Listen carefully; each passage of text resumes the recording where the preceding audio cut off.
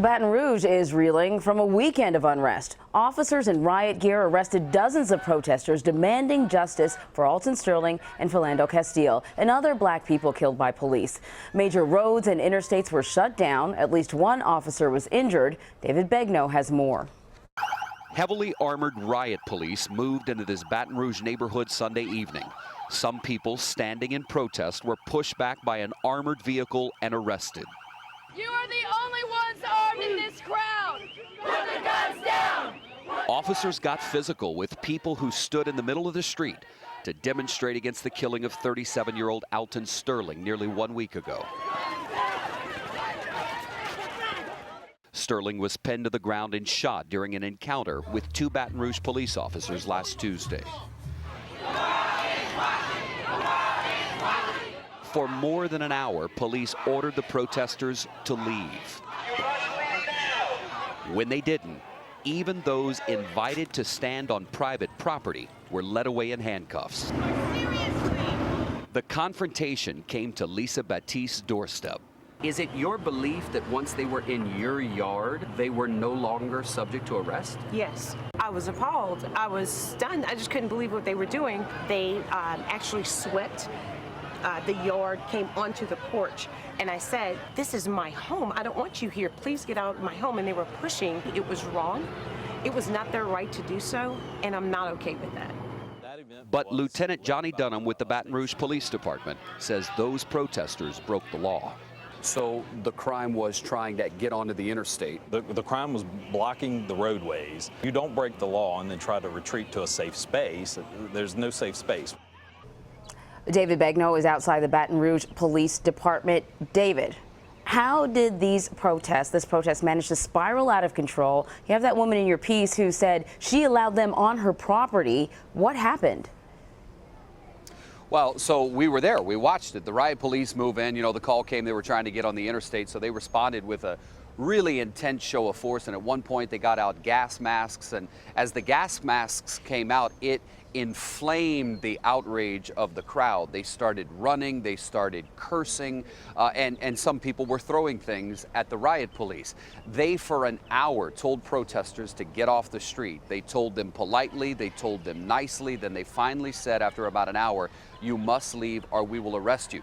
More riot police came in, they surrounded the protesters, they started to move in, and as they moved in, everyone moved onto her property. She claimed that she had given them permission to be there. Now, again, and before I tell you what the police say, as the riot police moved onto the property, we could tell she was on her porch, and at one point, she was being pushed through her door by the riot police who were coming onto her porch.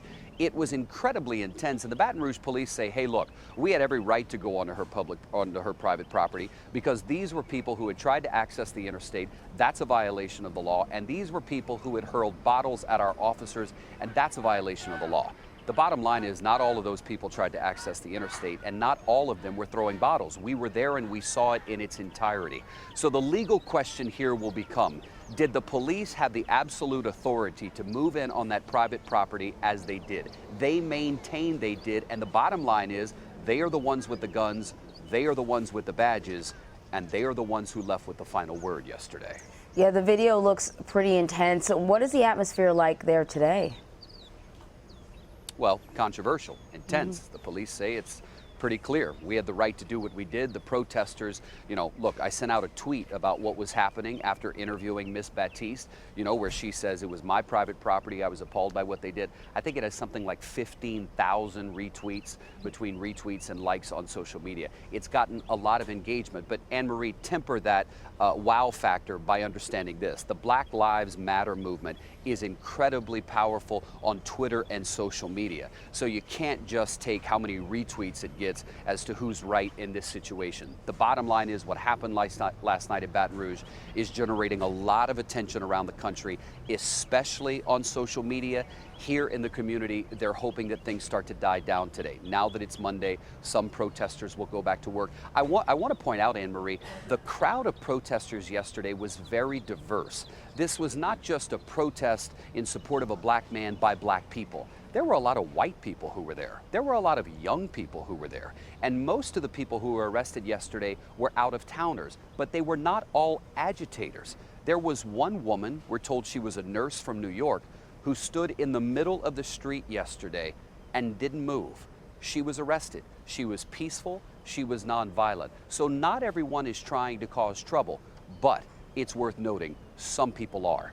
I talked to a police officer who had some of his front teeth knocked out. Initially, we were told by the police, I assumed that he was no longer there. He had gone home. Come to find out, he was at the protest yesterday. I spoke with him and I said, why are you here? And he said, because my brothers are, and I'm not going to let them do it by themselves. Oh boy, well, I mean, this whole thing, the protesters, they're reacting to the death of Alton Sterling. Can you tell us anything about the investigation into that death? We don't have anything. The feds have taken over the investigation, and it's like turning off the spigot on a hose. Nothing is leaking out. The only thing we know from the police officers is that they initially told investigators after the shooting that they felt their actions were justified. But it is somewhat bizarre and surprising to a lot of people here in the Baton Rouge community that the union has not released a statement. A lawyer has not come out and said anything on behalf of these officers. Nothing has been released publicly. As for the investigation, we have not gotten anything new. The only thing we have heard from the governor himself is that Alton Sterling's funeral should be this Friday. It may be at a church in Baton Rouge. The family is still finalizing details. The officers, by the way, Anne-Marie, remain on paid administrative leave. David Begnaud, thank you so much for your reporting from Baton Rouge. Thank you.